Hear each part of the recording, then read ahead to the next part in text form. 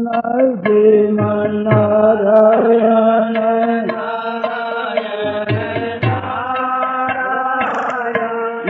श्रीमन्नारायण नारायण नारायण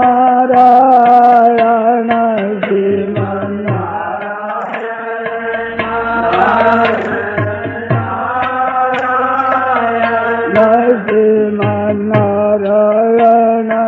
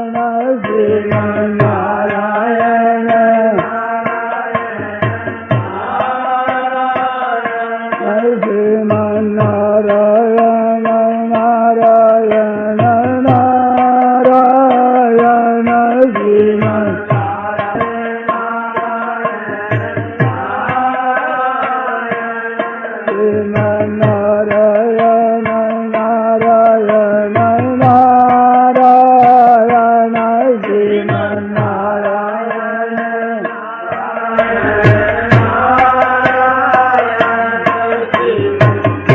नारायण नारायण श्रीमन्नारायण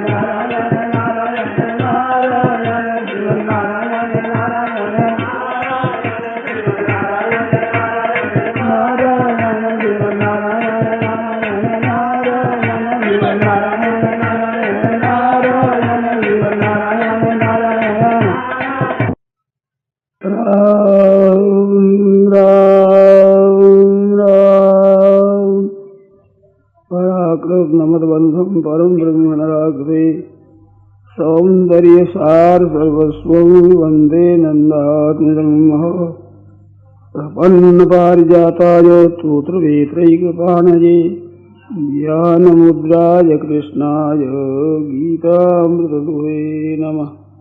वसुदेवसुतं देवं कंसचाणूरमर्दनं देवकी परमानन्दं कृष्णं वन्दे जगद्गुरुं।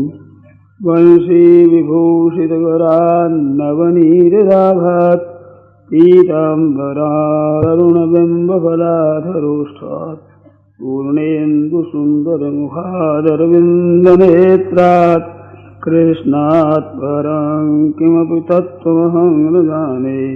हरि ओं नमोस्तु परमात्मने नमस्ते गोविन्दाय नमो नमस्ते नारायण नारायण नारायण। बहुत ही सरल और सीधा मार्ग है और भगवद गीता का सार है।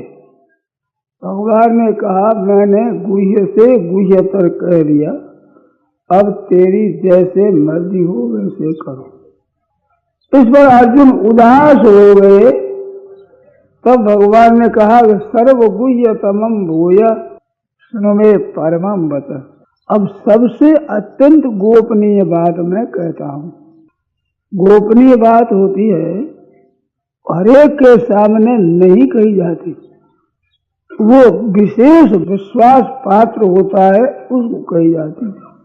जैसे हमारी बूढ़ी माँ है और उसका शरीर जा रहा है, उसके पास गहने रुपये जो कुछ उसके प्राइवेट अपने हैं, तो जिस लड़के पर ज्यादा स्नेह होता है उसको बुलाकर उसके सिर पर हाथ धर कर कहती है कि देखो बेटा ये धन तुम्हारा है। सब हरेक को बताने की नहीं, हरेक को कहने की नहीं।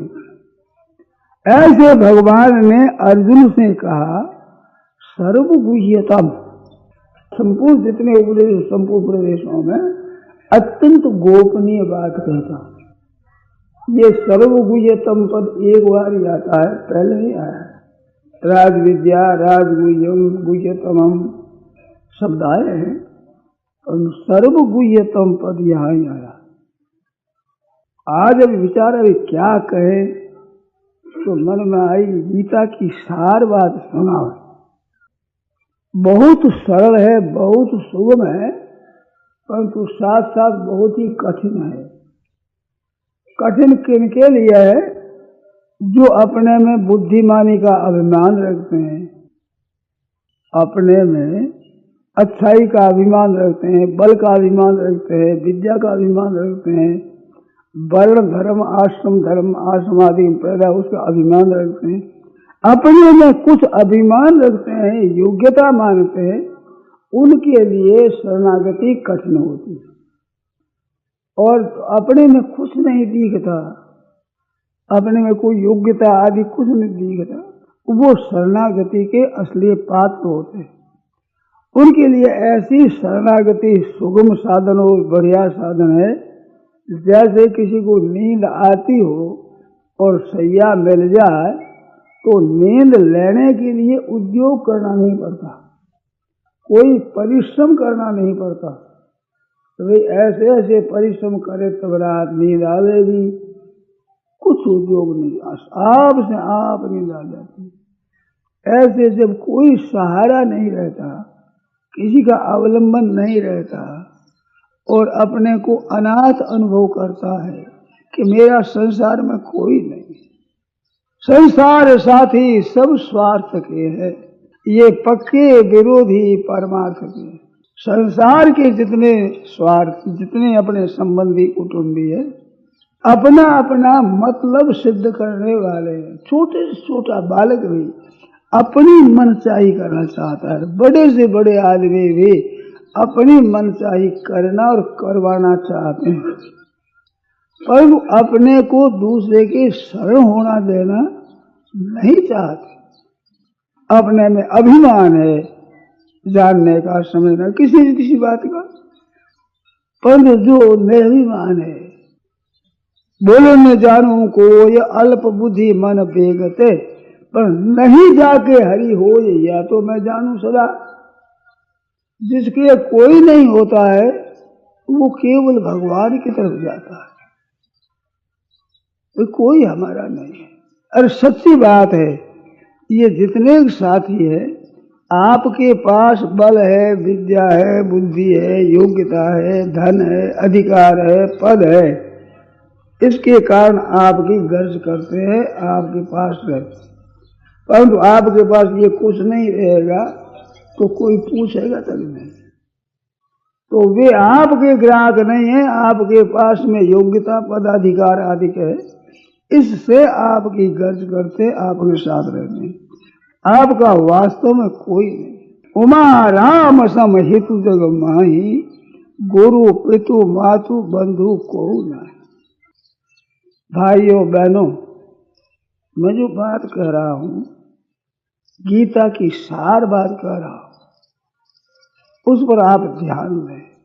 सच्चे हृदय से केवल ये मान लगे, हे नाथ मैं आपका हूं, हे प्रभु मैं आपकी हूं, बस ये मान लें। कैसे मान लें? जैसे विवाह होने पर ये सब जितनी बहना बैठी है, विवाह होने पर अपने को ससुराल की मानने लग जाती। पैदा हुई, पली बड़ी हुई, योग्यता प्राप्त करी, अपने पिता की पुत्री अपने को मानती है। परंतु जब विवाह हो जाता है, पिता कन्यादान कर देता है, तो ये अपने आप को ससुराल की मानने लग जाती, हो जाती हो नहीं, उसी घर में जाकर बैठ जाती है वहां ही, और डेरा ही लगा देती है, और कहीं जाना है ये उसके मन में कभी आती नहीं। ऐसे साधु बनते हैं, वे अपने गृहस्थ को, कुटुंब को छोड़कर केवल गुरु महाराज के चरणों के शरण चले जाते हैं। सच्चे हृदय से त्याग करने वाले, संत बनने वाले बस अब कहीं नहीं जाना है, किसी से कुछ नहीं कहना है, हमें कुछ नहीं करना, हम तो आ गए। ऐसे ही गोद जाने वाला है, वो जिसके गोद गया उन्हीं को ही माँ बाप मानता है। जिनके यहाँ पैदा हुआ उनको आदर सत्कार करके उनकी सेवा कर दो, उनको अपना भले ही मानो, पर अपना माँ बाप वही है जिसके गोद गए। ये तो पहले नहीं थे। लड़की पहले ससुराल की नहीं थी, साधु पहले साधु नहीं था, गोद जाने वाले पहले गोद के माँ बाप के नहीं थे। नया पकड़ करके इतने उनके हो गए जो अलग हो ही नहीं सकते। सज्जनों, हम सब भगवान के पहले से हैं, केवल भूल से अपने को संसार का माना है, संसार के हम नहीं थे। आप भाई बहन एक एक सोचो कि इस जन्म से पहले आप कहाँ थे, कौन सा कुटुंब था, कौन सा गांव था, क्या नाम था, क्या सामग्री थी, याद भी है क्या? याद तक नहीं। तो अभी जिन कुटुंबियों के आप अपने आप को मानते हो, ये याद तक नहीं रहेगी, ये शरीर याद तक नहीं रहेगा। जिनके साथ संबंध माना है, ये संबंध क्या है? बंधन है, ये रहेगा नहीं, मिटेगा। अगर पहले ही आप ध्यान देकर ऐसे करोगे तो हम तो भगवान के हैं। लड़की एक ब्राह्मण के कहने से पति को अपना मान लेती। ब्राह्मण देवता आते कर बेटा ये तेरे पति है, उस ब्राह्मण के कहने से मान लेती है। उसको पति का मानने के लिए कुछ भी करना नहीं रहता, केवल अपना हाथ पकड़ा दिया बस। अब करेगी तो सब कुछ काम करेगी पति के नाते, सुहागन होकर करती वही काम करेगी, दूसरा नहीं करेगी। कहीं रहो, वो मैंपन बदल गया। कभी कहीं वो लड़कपन कर बैठे, ऐसे खेलने कूदने लग जाए, माँ बाप भाई कुटुंबी कहते भाई क्या करती है तू, तेरा ब्याह हो गया, शर्त दी गई, ठीक है भाई, अब तू छोरी नहीं रह गई, तेरा ब्याह हो गया। ऐसे भगवान के शरण होने वालों को, साधुओं को, हमारे को कहते हैं बाबा जी आप साधु हो गए, ऐसा करते हो। ये माँ बाप है सब हमारे को चेताते हैं, साधु हो गए अब तुम ऐसा करते हो, तो ठीक कहते हैं। तो ऐसे आप लोग अगर मेरी बात की तरफ ध्यान दें तो पहले भी आप भगवान के थे और रहेंगे ही भगवान के, और भगवान ने ही सब प्रबंध किया है और कर रहा है, और फिर आगे भी भगवान ही प्रबंध आपका करेंगे। केवल आपकी तरफ से हम औरों के और हमारे ऐसा मान लिया है, ये गलती की है। इस गलती को मिटाने के बाद आपको कुछ नहीं करना है, गलती का त्याग कर दो, भूल का त्याग कर दो, और भूल के त्याग करते ही भूल मिट जाती है, क्यों भूल से संबंध है, हम भगवान के हैं। भगवान के नाते काम करो, माँ बाप का काम करो, भाई बंधुओं का करो, बहनों माते के लिए सास ससुर देवर जेठ पति आदि के इनका काम करो, ससुराल का काम करो, परंतु संबंध केवल पति के साथ है। ऐसे आपका हमारा संबंध केवल भगवान के साथ है। जो भी कुछ करें भगवान की आज्ञा से, उसकी प्रसन्नता के लिए उनका काम करते हैं। जो कुछ करते, खाते पीते सोते बैठते उठते जगते, काम क्या कर रहे हैं, भगवान का काम कर रहे हैं। गोस्वामी तुलसीदास जी महाराज कहते हैं, आप ध्यान देकर सुनना, बिगड़ी जन्म अनेक की, अनंत जन्मों की बिगड़ी हुई बात सुधरे अब ही आज, आज सुधर जाए, आज भी अभी अभी इसी क्षण, देरी का काम नहीं, इसी क्षण अभी सुधर जाए। बिगड़ी हुई अनेक जन्मों की, अनंत जन्मों की, जिसकी याद नहीं है, गणना कोई कर नहीं सकता, इतने जन्मों की बिगड़ी हुई बात। और इस जन्म में भी शरीर धारण करने के बाद कितने कितने संबंध किए, कितना के साथ मित्रता की, कईयों के साथ भेले, साथ में रहे, एक बने, पर ये परमात्मा की तरफ नहीं लगे, अनादिकाल से बिगड़े हुए। वो आज सुधर जाए, आज भी अभी अभी इसी क्षण, क्या हो ये राम को, मैं भगवान का हूँ। तो होना क्या है कि नहीं होना जो पकड़ रखा है उसको छोड़ना है, नया होना नहीं है। भगवान स्वयं कहते हैं, सब मम प्रिय सब मम उपजाए, जितने प्राणी हैं सब मेरे हैं और मेरे उत्पन्न किए हुए हैं। तो भगवान के पहले से ही हैं हम, और उत्पन्न करने बाद शरीर धारण किया तब भी हम भगवान के ही हैं, और हैं ही नहीं, भगवान के सब मम प्रिय, आपकी रक्षा करते हैं।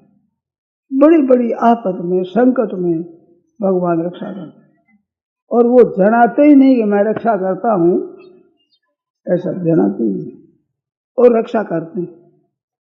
बने रणे शत्रु जलाग्नि मध्य कहीं भी रहते हैं तो वहां भगवान हमारी रक्षा करते हैं, सार संभाल रखते हैं। कितनी विचित्र बात है, हमारे हैं वो। अभी सुना ना, उमा राम सम हितु जग माही, गुरु पितु मातु बंधु को नहीं। सबसे अधिक उपकार गुरु का मानते हैं, जो पारमार्थिक मार्ग में चलते हैं वे कहते हैं गुरु महाराज की कृपा से हुआ, बात ठीक है। पर राम सम हित, राम जी के समान हित करने वाले गुरु जी भी नहीं है। गुरु जी भी मिलाते हैं तो भगवान मिलाते हैं। महात्मा संत जब भगवान के प्यारे हैं, उनके साथ मिलान भी भगवान करते हैं। हमारे को ऐसा दिखा, इत्तेफाक हो गया, आप साहब मिल गए, हमें पता ही नहीं था कहते हो, परंतु वो मिलाने वाले प्रभु हैं। संत विशुद्ध मिले परि तेहि, चितवहि राम कृपा कर जेहि। जब द्रव्य दीन दयालु राघव, साधु संगति पाइए। ये भगवान की विशेष पहचान है। खाली पहचान सामान्य तो मनुष्य शरीर मिलना है, ये कृपा की पहचान है, और विशेष पहचान है कि सत्संगति मिल जाए, भगवान की बातें मिल जाए, गीता जैसे जैसे ग्रंथों का अपने को अर्थ मिल जाए। तो समझना चाहिए भगवान ने बहुत विशेष कृपा की। आप लोगों की आप जाने, हमें तो ऐसा भान हुआ, ऐसी बात समझ में आई, अगर 100-200 वर्ष पहले होकर हम मर जाते अथवा 100-200 वर्ष के बाद जन्मते मरते तो हमारे ये मौका नहीं। इधर गीता प्रेस खुला, गीता के इतना प्रचार हुआ, सत्संगति का प्रचार हुआ, गीता प्रेस के द्वारा ठीक ठीक मार्मिक असली बातें बड़ी सस्ती रीति से मिलती है। इस मौके हम आ गए, 200-400 वर्ष बाद में न जाने क्या होने वाला। और 200-400 वर्ष क्या था, ये इतना प्रचार नहीं था। बड़े बूढ़े बूढ़े पुरुषों से, बहनों से, माताओं से आप सुन लो, इतना गीता का प्रचार नहीं था, इतना गीता को जानते नहीं थे।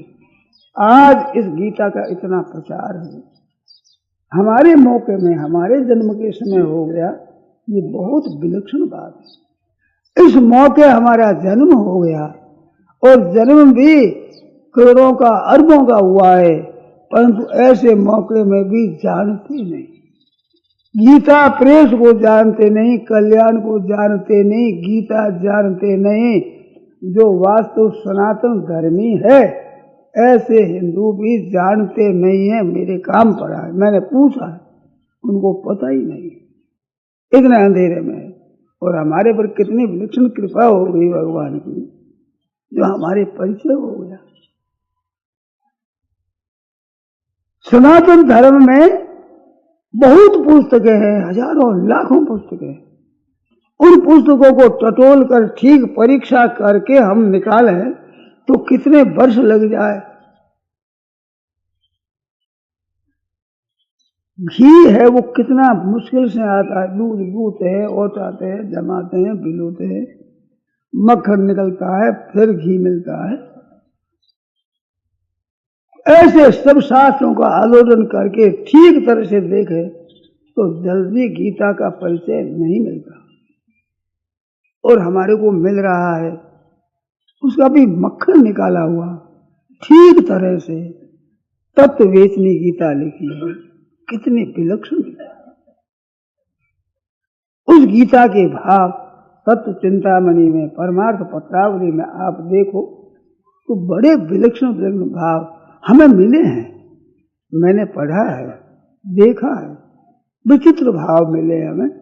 बहुत सी टीका है, संस्कृत टीका है, नामी नामी भाष्य मैंने देखे, और सब में बहुत बढ़िया बढ़िया बातें, जीव के कल्याण के लिए बड़ी सुंदर व्याख्या लिखी है, और उनके अनुसार अपना जीवन बनाए तो उसकी मुक्ति हो जाए, इसमें संदेह नहीं है।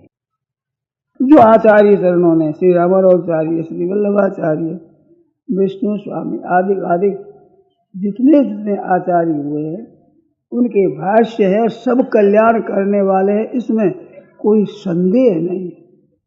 परंतु सुगमता से गीता के भावों को हम समझ लें, ऐसा मौका ऐसा मिला नहीं। बातचीत में, साधारण व्याख्यान में गीता की बातें जो मैं भी कहने के लिए उद्यत हुआ हूँ, गीता भर में कहा सर्वगुह्यतम, अत्यंत गोपनीय, हरेक को न कहने की बात ऐसी मैं कहता हूँ, भगवान कहते हैं। 18वें अध्याय का 65 और 66 ये 2 श्लोक, वो 65-66 से पहले 64 का श्लोक है, सर्वगुह्यतमं भूय शृणु मे परमं वचन। मैं परम वचन कहता हूँ, यत्तेहं प्रियमाणा, तू प्रेम रखता है, स्नेह रखता है, इस वास्ते तेरे हित की बात कहता हूँ। तो वो हित किसको कहते हैं? ध्यान दें भाई बहन सब, अर्जुन को कहते हैं। अर्जुन क्या है? ये नर है और भगवान नारायण है। तो नर मानो हम जो भाई बहन हैं, इन सब का एक प्रतिनिधि है नर। ये नर अवतार है, मनुष्य का अवतार है। वो हम लोगों को सबको सामने रखकर भगवान कह रहे हैं, आपके हमारे लिए कह रहे हैं। ये कलयुग के आदि में ही इस रूप से गीता प्रकट हुई है। पहले गीता थी, इसमें संदेह नहीं। स एवायम मया तेज्य योग प्रोक्त पुरातन, ऐसा भगवान ने कहा। पर इस रूप से प्रकट अभी हुई है, और ये हम लोगों के लिए, कलयुगी जीवों के लिए, जो कि विशेष बुद्धि नहीं है, विशेष आयु नहीं है, विशेष योग्यता नहीं है, ऐसों के लिए। और बड़ी सीधी सरल बात, माम एकम शरणम भज। थोड़ा ध्यान दें, मनुष्य किसी न किसी का आश्रय लेता है, सहारा लेता है। ये मनुष्य नहीं, पशु पक्षियों की ऐसी बात है, जब कोई आफत आती है तो किसी न किसी का शरण लेते हैं। लता है, वो भी किसी न किसी का आश्रय लेकर वृक्ष पर, भीत पर चलती है। आश्रय लेने का स्वभाव जीव मात्र का है, परंतु जब तक भगवान का आश्रय नहीं लो, तब तक अनेकों का आश्रय लेना पड़ा। धन का आश्रय लेते हैं, बेटों का आश्रय लेते हैं, हमारे इतने मकान, इनका किराया आता है, हमारे काम चलेगा, इतना ब्याज आता है, काम चलेगा, ऐसे बेटा पोता है, हमारा पालन करेंगे, हमारे भुजाओं में बल है, हम काम करके ऐसा कर लेंगे, इतना धन कर लेंगे। ऐसे आश्रय अनेक तरह के रहते हैं। तो भगवान कहते हैं एक आश्रय, माम एकम शरणम, अनन्य भाव से एक भगवान के आश्रय हो जाओ। आश्रय लेने का स्वभाव तो है ही, और दूसरों का जितना आश्रय लेते हैं वो टूट जाता है, रहता नहीं। मीराबाई ने कहा, ऐसे बर को क्या बरूं, जन्म तड़ा मर जाए, बर बरिए गोपाल जो अमृत चूड़ हो जाए। कभी विधवा होना ही नहीं पड़ेगा। ऐसे भाइयों बहनों, एक भगवान को आप स्वीकार करो, फिर कभी भी अनाथ होना नहीं पड़ेगा। सदा के लिए सनाथ होंगे। किसी जन्म में कहाँ कैसे जावें, हमारे प्रभु है, हम प्रभु के। आप नहीं मानो तो भी भगवान ने मात्र जीवों को अपना रखा है, और आपका हमारा प्रबंध करते हैं। आप भाई बहन जो ध्यान देकर मेरी बात को सुने। कोई भाई बहन ऐसा कह सकते हैं कि हम जान करके इस माँ बाप से हमने जन्म लिया, हम जान करके इस माँ की गोदी में आए, ऐसा किसी ने किया है उद्योग? उस प्रभु ने जन्म दिया है। और जन्म होने के बाद जान में अनजान में किस तरह से भगवान ने रक्षा करी, बड़ी बड़ी आफत में किसना कितना प्रबंध किया है, अलौकिकता से किया। आप ख्याल कम करते हैं, अगर ख्याल कर तो ये बात दिखने लग जाए। हम लोग साधु हैं ना, इनको इस बात का ज्ञान विशेषता से होता है। जो साधुओं में भी भगवान का भरोसा रखता है, उसको विलक्षणता का अनुभव होता है। एक हमारे मित्र साधु रहे, वो अकेले घूमते थे, तो उसने भगवान की परीक्षा की। करनी नहीं चाहिए, परंतु मन में आई कि भगवान की परीक्षा करता हूं, मेरे को भगवान कैसे देते हैं। एक जगह बैठूंगा नहीं, किसी गृहस्थ से मिलूंगा नहीं, किसी गृहस्थ के घर पर जाऊंगा नहीं, गांव में जाऊंगा नहीं, एक जगह बैठूंगा नहीं। देखो भगवान कैसे देते हैं मेरे को। मांगता नहीं, इशारा नहीं करता, कहता नहीं कि ऐसा करके वो निकल कर कमंडलू और एक डोरी हाथ में थी, उसे जल खींच लिया, छान करके अपना काम कर लिया। इस तरह से वो घूमते रहे। तो एक रास्ता मिला, उस रास्ते चल दिए। रास्ते चलते गांव दिखे, वहां से वो रास्ता छोड़कर ऐसे चले। वहां जाता हुआ मार्ग कोई दिख गया, उसी मार्ग पर गए। वहां जाते जाते गांव दिखा तो चट वहां से अलग होकर के दूसरे से चले गए। किसी से मिलना नहीं है। देखो भगवान कैसे देते हैं। मैं देखूं तो 2-3 दिन कितने वे घूमते रहे, जल पी लेते, स्नान कर लेते, अपना खाने को कुछ मिला नहीं। एक दिन के समय गांव के पास पहुंचे शाम को बगती। हमारे मित्र की बीती हुई बात कहता हूं मैं, ऐसे इतिहास की ऐसी कहानी नहीं, बीती हुई बात। तो कहते हैं मैंने मार्ग छोड़ दिया, दूसरा मार्ग पकड़कर मैं जाने लगा। एक भेड़ बकरी चराने वाला शाम की वक्त में गांव के पास में आ गया था। वो कहता ओ बाबा जी बाबा जी बाबा जी, कहा महाराज महाराज। मैं ना तो बोला ना देखा बोला, मैं तो अपनी धुन से चला ही गया। अगर ही गया, खेत मिला, उस खेत में कुआं था, उसे जल खींच लिया, हाथ पैर धो लिए, पी लिया और वहां ही लेट गया। अब जाना कहीं है ही नहीं, वो कहाँ जाना, किससे मिलना है, अमुक गांव जाना, बिल्कुल नहीं।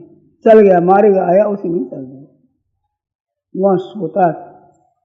तो रात्रि में नींद खुली तो एक आदमी बैठा और कहा कि महाराज मैं दूध लाया हूं, दूध पी लो। भैया तू कैसे लाया दूध? कि वो जो मैं भेड़ बकरी चराने वाला था, मैंने आपको आवाज दी, आप बोले नहीं, तो मेरे मन में आया कि महाराज भूखे होंगे, इनको भोजन दे दे, मैं रात्रि में पावेंगे कि नहीं पावेंगे पता नहीं। तो विचार किया कि दूध भी ले जावे तो बकरी का दूध पिएंगे कि नहीं पिएंगे क्या पता। तो दूध में गाय का लाया, गर्म करके लाया हूं आपके लिए, ये दूध पी लो। तो वो स्वयं कहते थे कि मैंने उसका दूध पी लिया, वे ठाकुर जी ने भेज दिया, अब इनकार क्यों करें। ऐसी कई घटनाएं घटी हुई है, ऐसी आपके भी घटती, आप ख्याल नहीं करते, कोई जान पहचान नहीं, ऐसी जगह भी भगवान कृपा करते और चीज पहुंचाते हैं। कल्याण में एक घटना, कई घटनाएं आई है, एक घटना याद आ गई। एक गाड़ी वाहन ने एक गृहस्थ को पहुंचाने के लिए कहा किराए गाड़ी कर दे।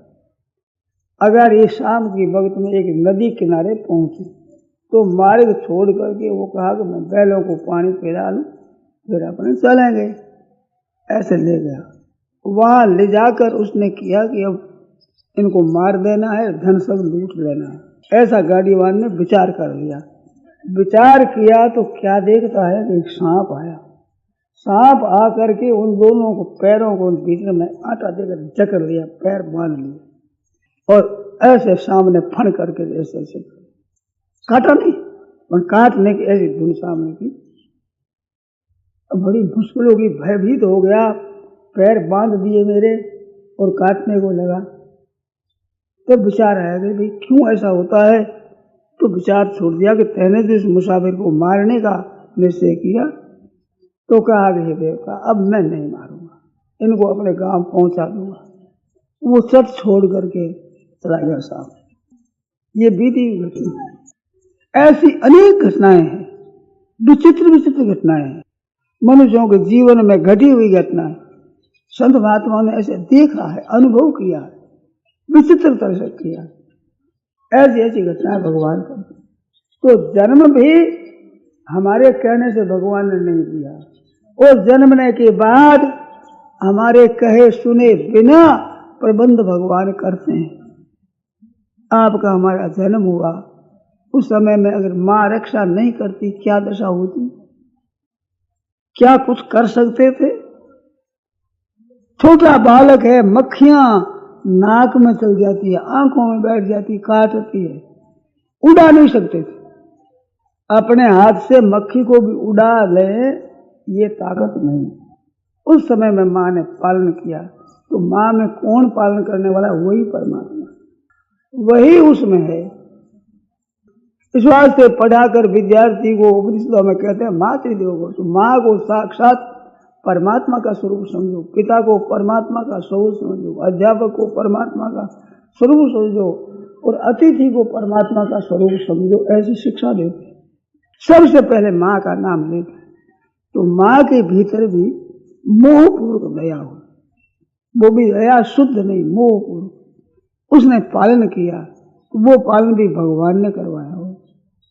अगर जीवन में भी जगह जगह बड़ी बड़ी कठिन समस्या आई, उसमें भी भगवान ने रक्षा की है। भगवान ने रक्षा, आप ख्याल नहीं रखते, ख्याल रखे तो आपको भी पता लग जाए।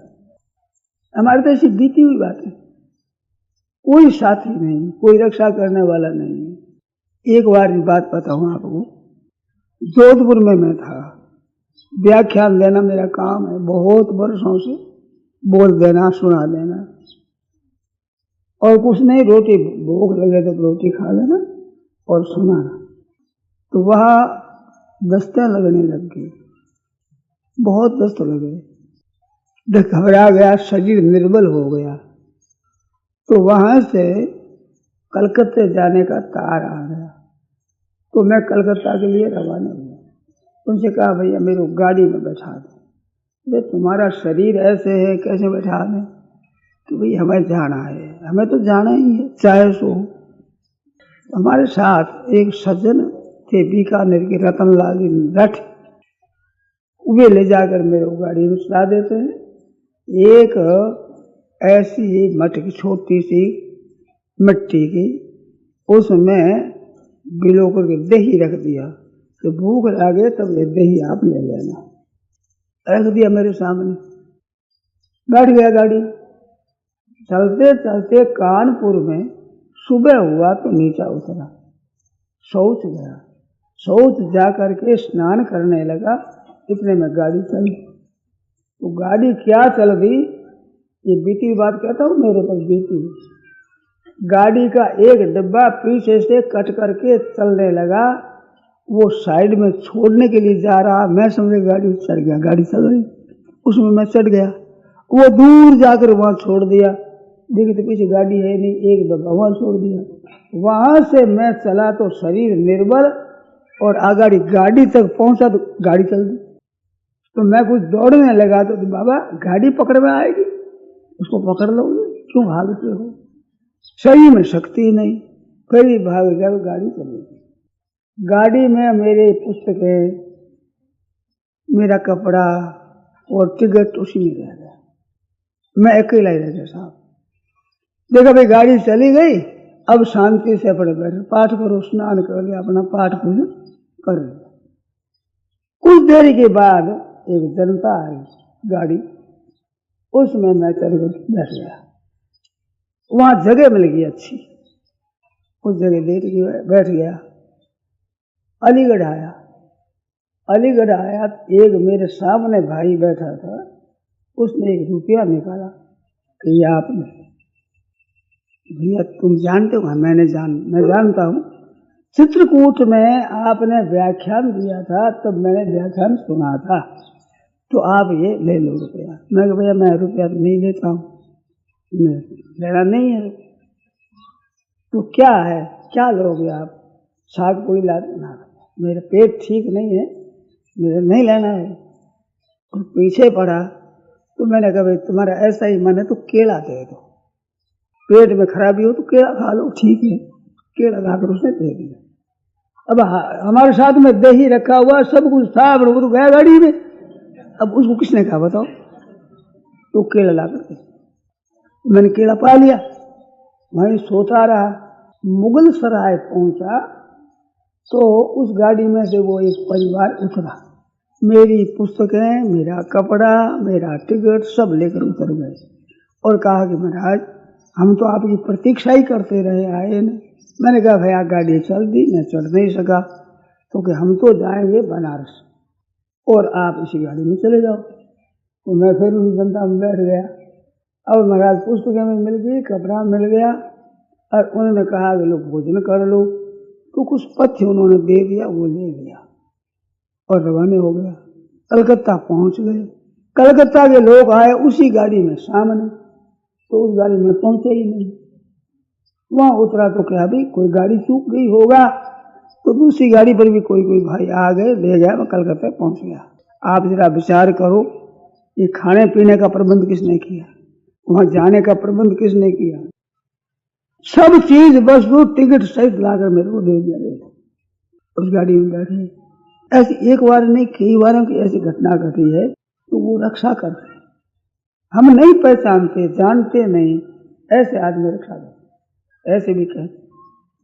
वो दया आ जाती है भगवान को, और आवे क्या, मूर्ति कृपामयी है, वो तो दया का ही पुंज है, ऐसे रक्षा करता है। एक कहानी मैंने आपको सुनाई होगा, ईश्वरांक निकला था कल्याण का, उसके बाद छोटा परिशिष्टांक निकला दूसरा, उसमें केवल ईश्वर का परिचय लिखा था। उस समय में जितने जितने अच्छे संत महात्मा थे, उन लोगों के पास में गीता प्रेस की तरफ से आदमी भेजे गए और उनसे प्रश्न किया, ईश्वर के मानने से क्या लाभ है, न मानने से क्या हानि है, और मानने से क्या क्या लाभ होता है, आपके जीवन में क्या क्या घटना घटी वो बताओ जिससे ईश्वर की सिद्धि होती है। वो परिशिष्टांक निकला। इसके बाद ईश्वर की सत्ता और महत्ता नाम से एक पुस्तक निकली। अब वो छपती है कि नहीं छपती है, बीच में नहीं छपी थी, आजकल मैंने पता नहीं है मेरे को। ईश्वर की सत्ता और महत्ता पुस्तक निकली। उसमें कई ऐसी ऐसी घटनाएं हैं जिन संतों ने अपना अनुभव किया है, उन लोगों ने कहा ऐसा ऐसा अनुभव हमने देखा। उसमें एक संत ने लिखा, मैं बद्रीनाथ जा रहा था, अकेला ही बद्रीनाथ गया, वहां लौट करके आ रहा था, रात्रि हो गई, रास्ता भूल गया, जंगल में भटक गया, घोर जंगल जंगल, पहाड़ी पहाड़, कोई गांव नहीं, ऐसे चला गया और दस्ता लगने लग गई। थोड़ी थोड़ी देर में दस्त लगे, कोई झड़े का कहीं पानी हो जाए तो सफाई कर लूं, नहीं तो ऐसे ही चला गया। तो रात्रि हो गई तो एक पर्वत की गुफा मिली, खो गुफा, उसमें जाकर पड़ गया, पड़ा रहा। सुबह हुआ, अब शरीर की शक्ति नहीं, पास में जल भी नहीं, खाने को कुछ नहीं, रास्ते का पता नहीं। उस समय एक आदमी आया और आकर, बाबा जी ये जल लाया हूं, हाथ पैर धो लो, अपनी सफाई कर लो। जल दे दिया, सफाई कर लो, और ये खाने के लिए दिया, मैं पथ्य लाया हूं, ये खा लो, दस्तों के लिए अच्छी चीज है। खा लिया, खा तो लिया, परंतु शक्ति नहीं शरीर में। अगर ये कहाँ जाऊं, कैसे जाऊं, कुछ पता नहीं। तो वहीं दिन भर रहा, रात्रि फिर वहीं पड़ा रहा। दूसरा दिन हुआ तो सुबह आया, तो बाबा जी ले पथ्य ले, ये जल लाया हूं। तो वो कहते हैं, वो लिखते हैं कि मैंने पूछा कि तुम कौन हो? कहते कौन क्या है, आप ये पथ्य लाया हूं, आप ले लो, पवित्र चीज है, निर्मल चीज है, आप ले। कहते पवित्र नहीं, तुम हो कौन, ये परिचय दो। कि तुम्हें परिचय से मतलब है कि पथ्य से? पथ्य लेंगे। कहते हम नहीं लेंगे, तुम अपने असली बात नहीं बताओ तब तक मैं नहीं लूंगा। अड़ गया, एक दिन दिया, दूसरे दिन ऐसे अड़ गया। तो फिर कहा कि मैं भगवान हूं, जिसको आप भगवान कहते हैं, उपासना करते हैं, वो परमात्मा साक्षात मैं हूं। कहते मैं कैसे मानूं कि तुम भगवान हो? तो उन्होंने पूछा कि तू कैसे मानेगा? कहते मैं तो मानूं जब आप चतुर्भुज से प्रकट हो जाओ, चतुर्भुज रूप से प्रकट हो जाओ। सठ चतुर्भुज से हो गए, शशंक चक्रम शरीर कुंडलम सभीत वस्त्रम सरशीर एक क्षणम, ऐसे साक्षात भगवान ने दर्शन दिए। और महाराज आप आते हो कि मैं वहां आता हूं जहां कोसों तक तो कोई मनुष्य नहीं है, वहां मैं स्वयं जाता हूं, और मनुष्य होते हैं तो उनमें मैं प्रेरणा कर देता हूं, वो भी आकर के प्रबंध सब करते हैं, परंतु यहाँ नजीक नजीक कोई मनुष्य नहीं है, इस वास्ते मैं लाया हूँ। तो कहते हैं पथ्य भी मिल गया, और बड़े भारी भाग्य की बात है, भगवान के दर्शन भी हो गए। ऐसे रक्षा करते हैं भगवान, ईश्वर की सत्ता और महत्ता में लिखी हुई बात है। ईश्वरांक पुराना आपके पास में हो, उसका परिशिष्टांक 1 नंबर विशेषांक ईश्वरांक है, दूसरे नंबर का वो परिशिष्टांक है। उसमें ये बात कई घटनाएं हैं, उन संतों ने अपना अपना अनुभव लिखा है कि मैंने ऐसे भगवान का दर्शन किया है, अनुभव किया है, वो इसमें से रक्षा करते हैं। मन चाहिए महाराज चीज देती, ऐसे भगवान का, ये एक दो के लिए नहीं, और संत महात्माओं के लिए नहीं, पुरुषों के स्त्रियों के लिए नहीं, कोई क्यों न जंतु हो, जंगल में रहने वाले जंतुओं का भी पालन पोषण करते हैं, उनकी भी रक्षा करते हैं। नहीं तो कैसे पनपते, कैसे जीते, एक एक को खा जाए। ऐसे जंगल में हरिण भी रहते हैं, बाघ भी रहते हैं, चीता रहता है, कई रहते, फिर भी ऐसे भी रक्षा भगवान करते हैं और वो पालित होते हैं। मात्र जीव की रक्षा करने का काम भगवान ने लिया, उत्पन्न करने का काम ब्रह्मा जी का है, संहार करने का काम शंकर का है, और पालन करने का नाम विष्णु भगवान है। वो सबका पालन करते हैं। और ये बात एकदम सच्ची। अब कमी है तो भगवान के ऊपर विश्वास की कमी है। अगर हम भगवान की शरण हो जाए, उसके भरोसे हो जाए, तो माँ बाप इतना पालन नहीं कर सकते जितना वो पालन करते हैं। अब भी माँ बाप के रूप से भी पालन करते तो ईश्वर ही है। जहाँ मनुष्य होते हैं वहाँ उनके भीतर प्रेरणा करते हैं, वे रक्षा करते हैं। जहाँ कोई नहीं होता तो मैं स्वयं जाकर रक्षा करता हूँ। ये परिचय दिया भगवान ने। तो सबके भीतर वही परमात्मा है रक्षा करने वाला, और कोई है नहीं। मैंने वो कहानी सुनाई थी ना, एक खेत वाले ने बाबा जी के लाठी की मार दी, समझे कि मतीरा चुराने वाला है। फिर देखा महाराज बड़ी कमी हो गई, मेरी गलती हो गई, माफ करो। माफ क्या, तुमने मेरे को मारा? ना, मैंने तो मतीरों का चोर समझा। तो संत ने कहा तेरे चोर के मारी, मेरे तो मारी नहीं। वो गाड़ी में डालकर ले गया अस्पताल में, वहां मलम पट्टी करवा दी, सुला दिया मेरे को। तो वहां का एक आदमी लाया दूध, कहते बाबा जी दूध पी लो, ये दूध। कहते तुम बड़ा विचित्र है, पहले तो लाठी मारता है और फिर दूध पिलाता है। तो महाराज लाठी मैंने नहीं मारी। कि तू कहता नहीं यार, मैं जानता हूं, मैं तेरे को पहचानता हूं, तू ही था। वो डरने लगा कि बाबा जी कहीं पकड़ा देंगे। वो कहता ना महाराज मैंने नहीं मारी। तो किसने मारी तू बता? दूजा आवे कहां से? तू ही था। दूजा कहां से बता? दूजा कोई है? कहां से आएगा? तू ही तो लाठी मारता है, तू ही दूध पिलाता है, तू ही था। बाबा जी दूध पी लो, मैं नहीं था। कहते मैं जानता हूं, मैं पहचानता हूं, तू ही था। अब बाबा जी किसी भाषा में बोले, वो बेचारा भयभीत हो, दूध पा गए। तो ऐसे भगवान किस समय में क्या क्या करते हैं विलक्षण लीला, आप हम पहचान नहीं सकते। रामकृष्ण परमहंस महाराज हो गए, उनकी स्त्री थी शारदा, क्या नाम। तो उसने सुना कि हमारे पतिदेव यहाँ कलकत्ता में दक्षिणेश्वर महादेव के पास काली के मंदिर में रहते हैं, वहां भजन स्मरण करते हैं। तो वो अपने घर से चली, अकेली चल पड़ी। स्त्री जाती अकेली चल पड़ी। चलते चलते घोर जंगल आ गया, रात्रि हो गई।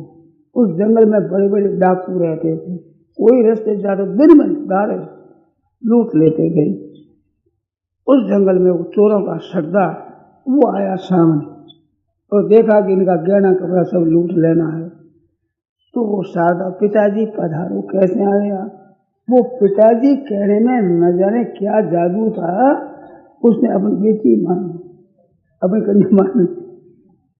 बेटा तुम घबराओ मत, मैं तेरे साथ हूँ। वो ले गया महाराज अपने घर पर और स्त्री को कहा ये अपनी कन्या है, इसका पालन करना। अच्छे घराने में उसकी रसोई बना दी, भोजन करवा दिया, और सुबह वो चला मैं साथ में चलूंगा, तेरे को कलकत्ते पहुंचा दूंगा। अब लूटने वाला डाकू है, वो साथ में चलता है। वो पिताजी कह करके बोलती है, वो अपनी कन्या मान करके साथ चलता है, अपनी प्यारी पुत्री को पहुंचावे। ऐसे महाराज के पास पहुंचा दिया, ये तेरे पतिदेव है, अब जाओ बेटा, अब काम करो। तो वो भगवान क्या क्या करते हैं, किस समय में कैसा काम करते हैं, आप हम अटकल नहीं लगा सकते। ऐसी वो रक्षा करते हैं।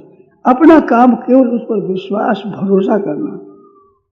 एक आस रो, एक बल, एक आस विश्वास, एक राम घनश्याम है चातक तुलसीदास। एक भगवान के लिए, जैसे पपिया जल पीता है बदलेगा, ऐसे हम भगवान से ही रक्षित हो गए। वो देगा तो ही खाएंगे, ऐसा विश्वास आप कर लो। वो गर्ज करता है, देता है, न जाने किस ढंग से देता है, वो ढंग कोई बता नहीं सकता, किस ढंग से पालन करता है। आप हम इतने बैठे हैं, इतनी बड़ी अवस्था वाले हो गए, तो बोलो खाना पीना मिला है, रहने की जगह मिली है, तब ने इतनी अवस्था हुई है। आप जरा सोचो। और हमारे जैसे, हमारे पास पैसा नहीं, चीज नहीं, पालन करता है वो भगवान किसी की द्वारा कैसे करता है।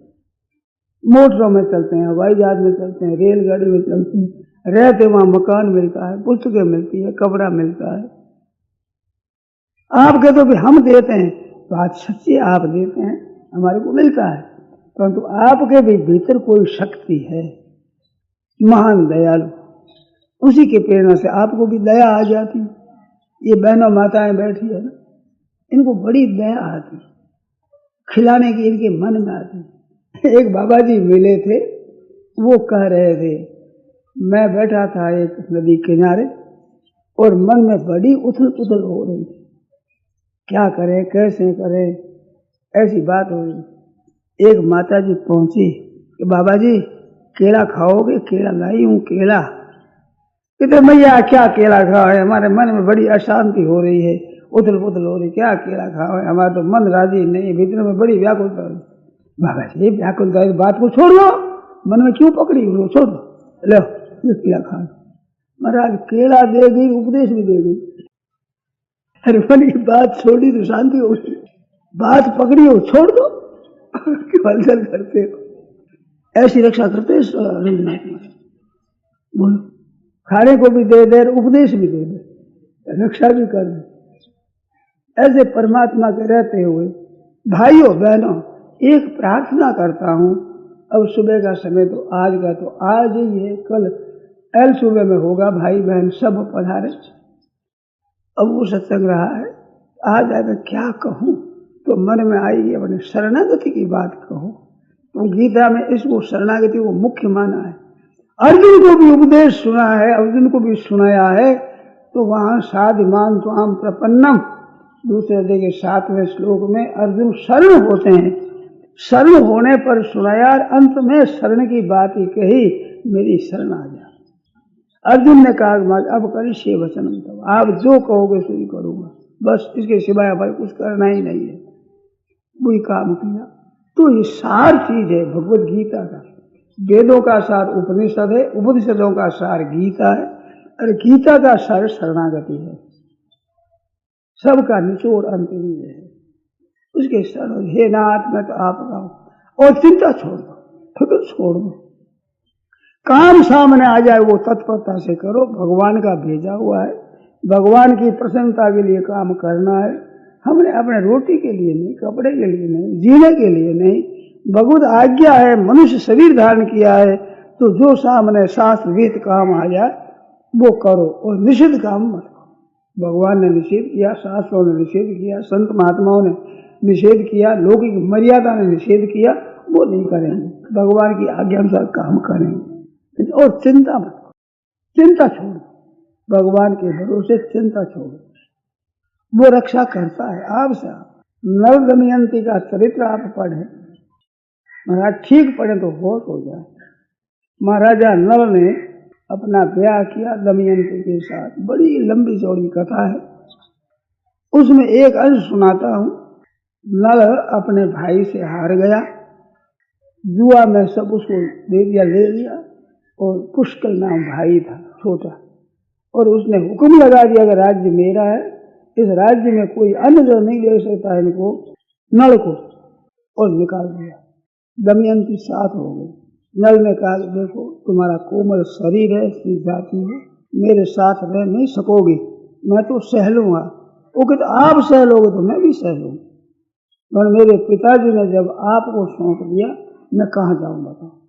बाप ने तो सौंप दिया आपको, और आप जब मैं कहाँ जाऊँ, कहाँ रहूँ। जवाब नहीं नल के पास। फिर चलते चलते उसके पीहर का मार्ग आ गया, तो इस मार्ग में चले जाओ, तुम्हारे बाप के वहां पहुंच जाओ। वो रोने लग गई, मैं तो आपके साथ आई हूँ, मेरे को बाप का घर बताते हो। तो चुप हो गया, अच्छा लग गया। जंगल में एक धर्मशाला में ठहरे, सूनी धर्मशाला पड़ी, उसमें ठहरे।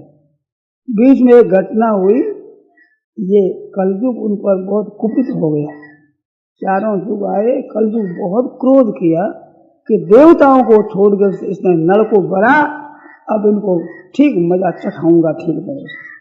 वो कलयुग 4 हंस आए 4 युग के, उनके ऊपर कहा इनको पकड़ लो, कुछ अपना निर्वाह हो जाए। तो अपनी धोती थी एक पहनने के लिए, एक साड़ी स्त्री के पास, एक धोती अपने पास, और कुछ नहीं, सब छीन लिया, हार गए, निकाल दिया। इसने अपनी धोती नंगा होकर के फैला दी, वो लेकर उड़ गए। अब एक साड़ी रह गई स्त्री के पास, वो आधी तो अपने लपेट लज्जा निवारण के लिए, आधी स्त्री के पास नहीं। ध्यान देना, राजा था वो बड़ा भारी। आज दशा ये है, एक साड़ी में दोनों हैं, लज्जा निवारण के लिए एक स्त्री की साड़ी है, दोनों लपेट चलते।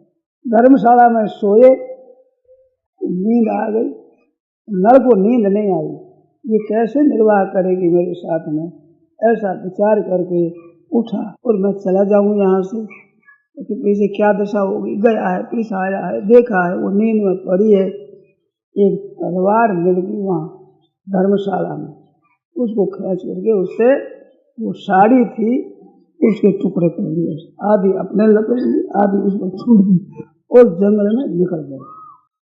सुबह होने लगा, दमयंती देखती क्या करें, फिर जाए आप कहाँ हो, छिपे हुए क्यों हो, प्रकट हो जाओ, क्या बात है, रोने लग गई। कौन सुनने वाला था मैं, अब अकेली वहां से चल गई, घोर जंगल है उसमें चल गई। सामने एक व्याध मिला, शिकारी आदमी मिला, उसने देखा तो दमयंती का स्वरूप बहुत सुंदर था, सुंदर स्त्री को देखा तो उसका मन खराब हुआ। उसने कुछ बात कही कि भस्म हो जाए तो वो राख की ढेरी में मर गया वहां। अब वहां से चले, बाघ मिले, कई तरह मिले, महाभारत वन पर्व में आप देखो तो पता लगे, कथा बड़ी सुंदर है, बहुत संक्षेप में कहता। आगे मिला एक ऋषियों का समुदाय मिला, संत महात्मा वहां रहते हैं, वहां गई आधी साड़ी बेचारे को पहनने के लिए। उसने जाकर संतों का बेटा तुम चिंता मत कर, तेरे सब ठीक हो जाएगा, पति भी मिल जाएंगे, सबको ठीक हो जाएगा, ये विपत्ति के दिन निकल जाएंगे, तुम घबराओ मत, ऐसा उन्होंने कहा। खाने पीने दिया, फिर वहां से चले, जाकर पीछे देखती कुछ नहीं, कोई संत है कोई नहीं, साफ सुंदर जंगल। उसमें चलते चलते एक सरोवर पर पहुंची, रात हो गई तो वहां व्यापारी थे, हाथियों पर माल लादे हुए आए। रात्रि में जल पीने के लिए जंगली हाथी आए, उन हाथियों की आपस में लड़ाई हुई, कई आदमी मारे गए, ये छिप करके निकल गई, अकेली चली गई। एक शहर आया, उस शहर में घूमती बेचारी, क्या करे, किससे कुछ कहे अपने दुख की बात। पति की चिंता हृदय में लग रही है कि उनकी क्या दशा होगी, ऐसी चिंता हो रही है। और साड़ी भी मैली हो गई, केस भी लत्ती बंध गई, कुछ घूमती है। वहां की रानी थी, उसकी दृष्टि पड़ी कि ये कोई भले घराने की लड़की दिखती है, अपन दासी को भेज कर लाओ, उसको बुला लाओ, यहाँ बुला लाओ। उसने बुला लिया, आकर के वो रख दिया, तुम कौन हो, कहाँ की हो, कि मैं अब क्या बताऊँ, मेरा परिचय, मैं तो भिखारी हूँ, ऐसे ही घूमती हूँ, तो तुम हमारे यहाँ रह जाओ, मेरी ये सुदेशना बेटी है, इसके समान तुम्हारी अवस्था है, तुम दोनों बहना बहना रहो। और अपनी कन्या को कह दिया ये अच्छे घराने की लड़की है, घराने की स्त्री दिखती है, परिचय दिया नहीं उसने। वहां महाराज उसके साथ रहने लगी, बड़े प्यार से, बड़े आदर से। कहा तुम क्या काम करोगी, तो कि मैं किसी पुरुष की सैया नहीं बिछाऊंगी, मैं जूठन नहीं उठाऊंगी, मैं जल नहीं भरूंगी, कपड़ा किसी का नहीं धोऊंगी, ये और आप लोग जो कहो काम करूंगी। कह रहे बस तेरे से नहीं कराएंगे, ऐसा काम उसे कराते और वहीं रहने लगे। अब उसको समाचार मिला उसके पिताजी को, ऐसे तुम्हारे बेटी और जमाई निकल गए, कुछ पता नहीं है। उसने ब्राह्मणों को कहा कि तुम पता लगाओ, हमारी लड़की का और हमारे जमाई या दामाद का पता लगाओ, इनाम देंगे। बहुत इनाम दिया, ब्राह्मण खोजने को चले तो ब्राह्मण एक बूढ़े वृद्ध ब्राह्मण थे, इसको कन्या रूप से देखा, छोटी सी थी तब से वो देखते थे, पहचानते थे। वो वहां पहुंचे उस नगर में, तो एक दिन ब्राह्मण भोजन था राज के यहाँ, तो तो राजा के ब्राह्मण भोजन में वो भी सम्मिलित हो गए, वो भी गए। तो उसने देख लिया, देखा मैले कपड़े कुचले ऐसे देखा और पहचान लिया कि दमयंती है। तो दमयंती को एकांत में लगे, बात करने लगे। बात करने के लिए दमयंती रो पड़ी, तुम्हारे पति कहाँ है? कि मेरे को पता नहीं, रात्रि में छोड़ करके चले गए, कहाँ चले गए कुछ पता नहीं, मैं ऐसे घूमती हूँ। तो अकेली बात करते देख करके वो महारानी ने कहा, बुढ़ो तो ये दूसरे पुरुष से कैसे बात कर रही है अकेली? तो ब्राह्मण देवता ने कहा, हमारे राजा की राजकन्या है, ये मामूली नहीं है, उसकी कन्या है। हाँ, ओहो, ये तो मेरी भांजी, मेरी बहन ब्याही गई है, बहन की लड़की है। अब पता लगा हो रानी को, ये तो मेरी कन्या ही है, मेरे बहन की बेटी है। अब कहा, बेटा तेने परिचय क्यों नहीं दिया? मैं ठीक से प्यार से रखती, तेने परिचय नहीं दिया। ये तो देखो माता जी, आप मासी हो, आपने तो मासी पालन करे जैसे ही मेरा पालन किया है, बड़ी कृपा रखी है। ठीक है बेटा, खूब ठाट बाट से हाथी और घोड़ा रथों के सहित उसको बड़े आदर से पहुंचाया अपने बाप के घर पर। मासी ने सब प्रबंध किया, अपने पतिदेव को कहा कि मेरे बहन की बेटी है। वो स्नान आदि किया, साफ धोया, यहाँ तिलक था कुंकुम का, स्वतः ही वो तिलक प्रकट हुआ, तब देखा ये तो दमयंती है, परंतु उसकी ऐसा छिपा रखा कि अपने को पता ही नहीं लगा। अब वो पहुंच गए भीष्म पिता के पास, तो उसने कहा कि अब क्या करें, इसके पति का कैसे पता लगावे? तो दमयंती ने कहा, मेरा पता लगाने के लिए एक युक्ति बताती हूँ मैं, ऐसे वो आते नहीं, आना मुश्किल है। मैंने बहुत कहा कि आप चलो, तो कहते हैं मैं बरोबर का राजा हूँ, विपत्ति के समय नहीं जाऊंगा। ऐसे ही राजा होकर के 50 वर्ष दमाद होकर के, परंतु ऐसी अवस्था में मैं मुंह दिखाने के लायक नहीं जाऊंगा। तो वो आएंगे नहीं, उनके बुलाने का तरीका मैं जानती हूँ क्या है। तो ब्राह्मणों को बुलाए और कहा कि आप जाओ और वहाँ उस राजा को ऐसा समाचार कहो कि दमयंती पुनर्विवाह कर रही है और आज अभी वहाँ आ नहीं सके, ऐसा कहना 2-3 दिन का रास्ता हो, वहाँ कहना कि अभी राज तिलक है, ज्यादा दूर हो कहना कल ही राज तिलक है, वो मना राज्य होगा, उनकी शादी होगी, वरमाला पहनाएगी। तो वो जगह जगह कहता गया, लोग हताश हो गए, लेकिन पहुंच तो सकते नहीं, कोई नहीं आया। अयोध्या का राजा था ऋतुपर्ण, वहां ये पहुंचे थे। नर की क्या दशा हुई, एक नाग था, सांप, करकोटक नाम था, चारों तरफ आग लगी और जल रहा था, मोटा शरीर था। उसने मनुष्य की बाणी से कहा कि मेरे को कोई बचावे तो मैं उनकी रक्षा करूंगा, कोई बचाओ मेरे को। तो नर ने जाकर उसको उठाया, मैं चल नहीं सकता, बहुत भार था, तो उसने कंधे पर उठाया, उसको उठा करके वो चले तो कहा तुम्हारे कितने कदम चले हो, बदला चुकाना है तो बोलो कितना। 1 2 3 4 5 6 7 8 9 और 10 कहते काट गया। 10 का संस्कृत में सोचा 10 जाओ, तो मेरे को हुक्म दे दिया, मैं 10 गया। ये क्या किया कि तुमने कहा ना 10 जाओ, तो तेरे कहने से मैं ऐसा वो 10 से ही कहा कि देखो तुम्हारी रक्षा के लिए मैंने काम किया है। छोटे छोटे हाथ हो गए, शरीर काला हो गया जहर से, और कहा कि तुम्हारे को तकलीफ नहीं होगी, तुम्हारे भीतर बैठा है कलयुग, ये जलन सब जहर की उस कलयुग को होगी, तुम्हारे को नहीं होगी। ऐसे कहकर कड़कोट तो अंदर ध्यान हो गया। अब उसका नाम हुआ बाहुक। वो पहुंचा अयोध्या ऋतुपर्ण के यहाँ, कह के मेरे को नौकर रख लो, आपका काम करूंगा, लेने में रोटी कपड़ा और कुछ नहीं चाहिए।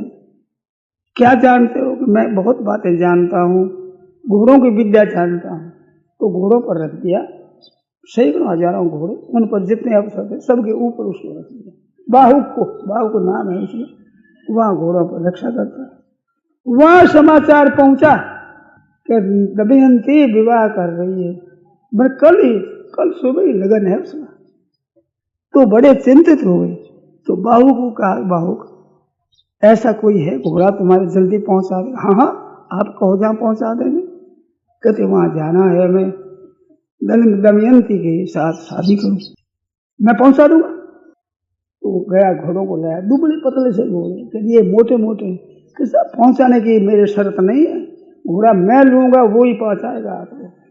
वो रथ के जोत करके, अरे काट में क्या मंत्र फूक, ऐसे उड़े आकाश में जाए जोर से। इतना ऋतुपर्ण राजा का दूसरा गिर गया। अरे दूसरा गिर गया कि 100 मील रहा यहाँ से, अरे अभी गिरा के 200 मील है। अब चलो, ऐसी तेजी से रथ चलता था। तो देखा एक बहेड़े का रूप, बहेड़ा आंवला होता है ना विभीति का, वो बहेड़े का वृक्ष देखा। तो ऐसी तेजी में ऋतुपर्ण ने कहा, इस बहेड़े के इतने पत्ते हैं, इतने फल है, तुम कह नहीं, फल तक बता दिया। इतनी तेजी तो वहीं रथ खड़ा कर दिया कि मैं परीक्षा करूंगा। उसने गणना कर, ठीक संख्या निकले। तो अगर आपके पास इतनी विद्या है, मैं लेना चाहता हूँ, तुम्हारे दे देंगे, मैं तुम घोड़ों की विद्या हमारे को दे दो, तो भाई घोड़ों की विद्या तुम्हारे को दे दूंगा, गणित विद्या मैं दे दूंगा। आपस में बात होगी। कहते देरी हो रही, देरी नहीं, अभी नजीक आ गए। वहां पहुंचे, रथ उतरा नीचे, वो खड़खड़ाहट बोली, नेमी उसकी रथ की पूठियां जब बोली, दमयंती ने कहा कि ये तेरे रथ के चलाया हुआ है। ऐसी दूसरे की आवाज होती थी। वहां पहुंचे, ऋतुपर्ण गए, वहां कोई सामान नहीं, कोई ब्याह की बात ही नहीं। वहां के राजा ने कहा, महाराज कैसे आए? कि बहुत दिन हुए आपसे मिलने के लिए आ गया। तो बड़ी अच्छी बात है। अब वहां पहुंचे तो इन जुगान ने उनको वरदान दिए थे। तो दमयंती ने कहा कि ये सारथी है, घोड़ा चलाने वाले, हमारे पति के सिवा ऐसा कोई हो नहीं सकता। मैं काला कलूटा, छोटे छोटे हाथ, ये क्या बात, बड़ा आश्चर्य है। करकोटक ने एक कपड़ा दिया था, ये कपड़ा ले जाओ, जब तुम अपने रूप में आना चाहो उसको सही पर सब लगा लेना, तुम्हारा स्वरूप वैसे हो जाएगा। वहां पहुंचा तो दमयंती ने कहा, इसको रहने के लिए जगह दो, उसके दरवाजे छोटे होने चाहिए, मकान के बड़े दरवाजे न हो। तो महाराज उसमें चले तो ऐसे सीधे चला जाए, दरवाजा ही ऊंचा उठ जाता है, वो भीतर चला जाता है। दमयंती पूछती है क्या हुआ, और कहा कि वहाँ रसोई का सामान सब रख दो, रसोईया यही होगा, तो रसोई का सामान रख दो, आग मत रखना और जल मत रखना, वहाँ सामान रख दिया, बनाओ रसोई। तो वरुण ने उनको वरदान दिया था कि तुम मेरे को याद करोगे, तुम्हारे जल ही जल हो जाएगा। मट करो, हाथ रखा याद, मटके भर गए। अग्निदेव ने कहा कि तुम जहां याद करोगे, फूंक लगाओगे, वहां पे प्रकट हो जाऊंगा। महाराज फूंक लगे, अग्नि प्रकट हो गई। रोटी बनाई तो उनके लड़का इंद्रसेनी लड़का लड़की 2 थे, उनको पहले सवार एक साथ में भेज दिया, उन्होंने नाने को तुम चले जाओ, वो वहां रहते थे।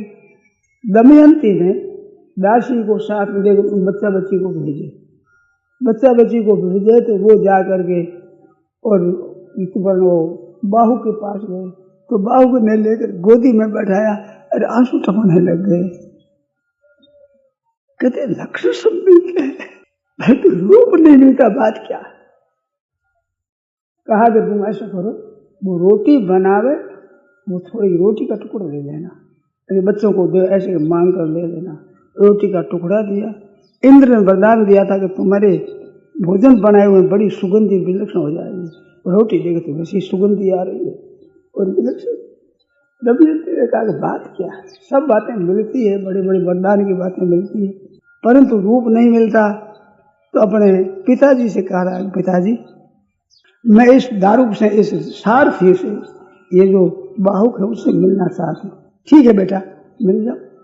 उसने पर्दा कर दिया, एक पर्दे तक वो बैठ गया, बाहुक पर्दे में भीतर बैठ गई दमयंती।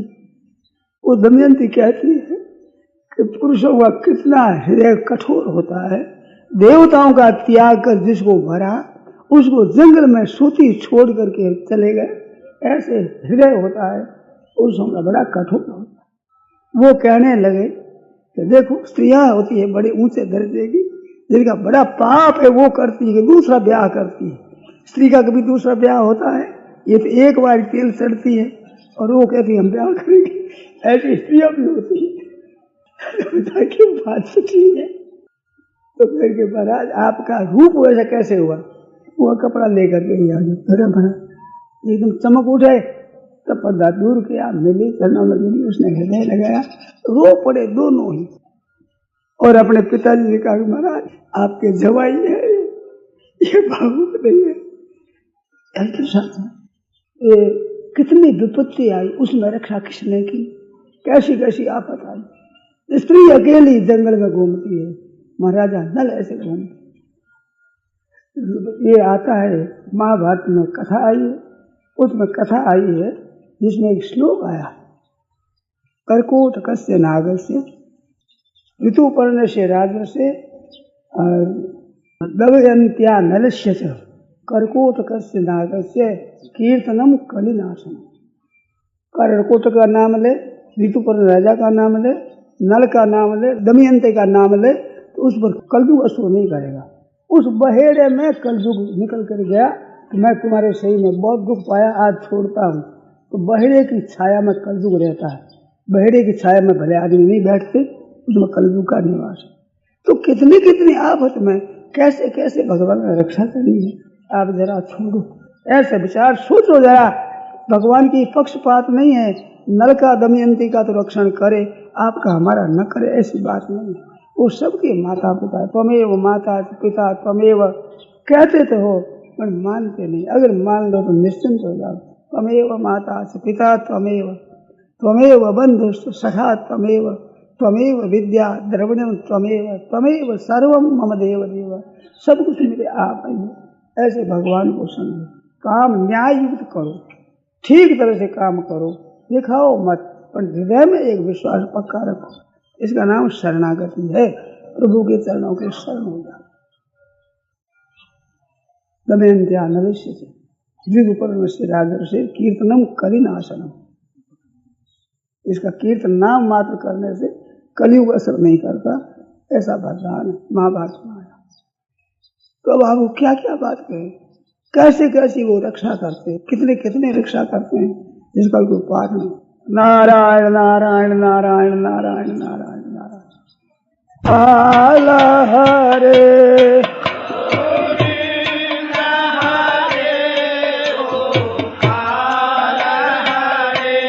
जय जय प्रभु दीन दयाल हरे।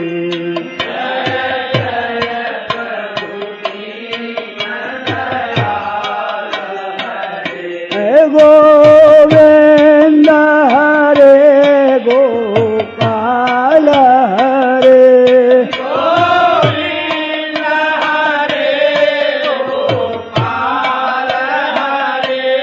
जय जय प्रभु दीन दयाल हरे, जय जय प्रभु दीन दयाल हरे।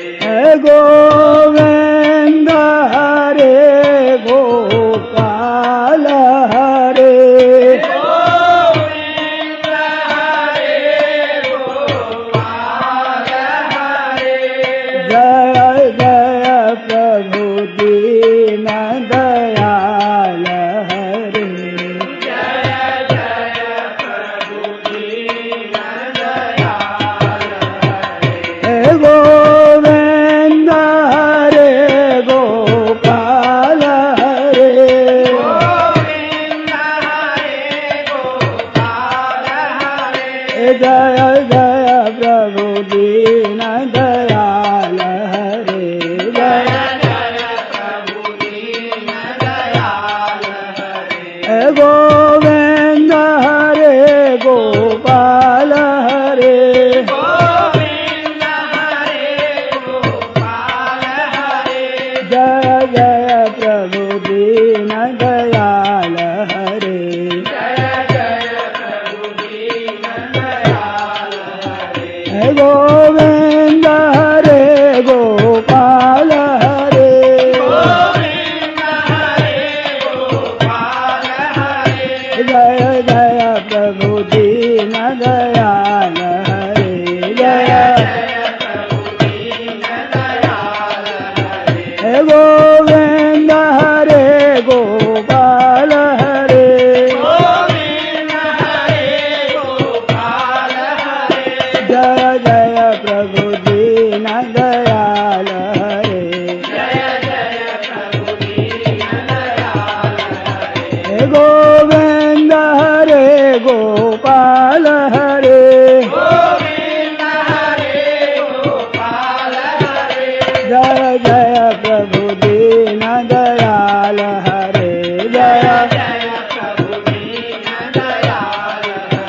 हे गोविंद हरे गोपाल हरे गोविंद हरे गोपाल हरे जय जय प्रभु दीन दयाल हरे जय जय प्रभु दीन दयाल हरे हे गोविंद हरे गोपाल हरे गोविंद हरे गोपाल हरे जय जय प्रभु दीन दयाल हरे जय जय प्रभु दीन दयाल हरे सियावर रामचंद्र की जय मोर मुकुट बंसी वाले की जय श्री राधा गोविंद भगवान की जय राम राम राम राम राम राम राम। यह